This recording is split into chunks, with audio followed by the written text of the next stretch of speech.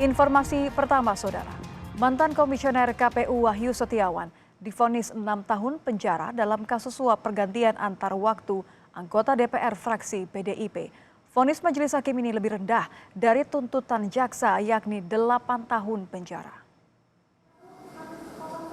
Majelis hakim menyatakan Wahyu Setiawan dan mantan anggota Bawaslu Agustiani Tio Fridelina terbukti menerima suap senilai 600 juta rupiah untuk memuluskan mantan caleg PDI Perjuangan Harun Masiku menjadi anggota DPR melalui pergantian antar waktu. Wahyu juga dinilai terbukti menerima 500 juta rupiah terkait pemilihan calon anggota KPU Provinsi Papua Barat periode 2020-2025. Pidana terhadap terdakwa satu oleh karena itu dengan pidana penjara selama 6 tahun dan pidana denda sebesar 150 juta rupiah dengan ketentuan apabila pidana denda tersebut tidak dibayar maka diganti dengan pidana kurungan selama 4 bulan.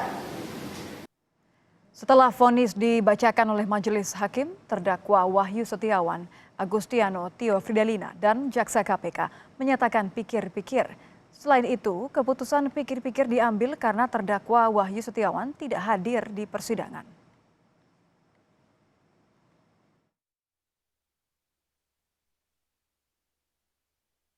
Nah, kita sih akan pikir-pikir karena kita harus berkoordinasi dengan terdakwa satu. Kebetulan tadi kan terdakwa satu itu tidak bisa dihadirkan. Biasa sidang di gedung C1 karena ada salah satu tahanan di Rutan Guntur itu yang positif COVID, maka diputuskan tidak di sidang itu. Makanya kita belum sempat koordinasi, tapi sebelumnya kita berdiskusi akan pikir-pikir dulu bagaimana putusan PN ini gitu loh.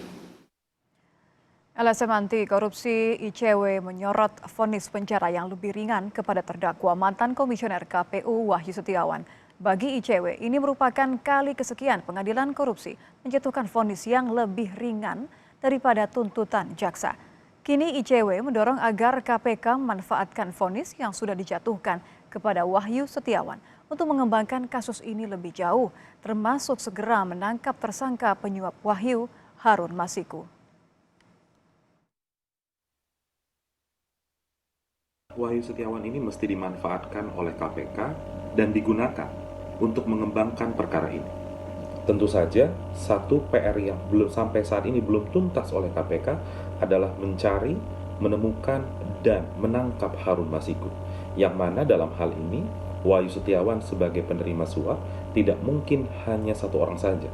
Tentu ada pemberi suap, yaitu Harun Masiku. Kenapa sampai hari ini KPK selalu gagal untuk meringkus yang bersangkutan? Itu yang harus kita pertanyakan bersama.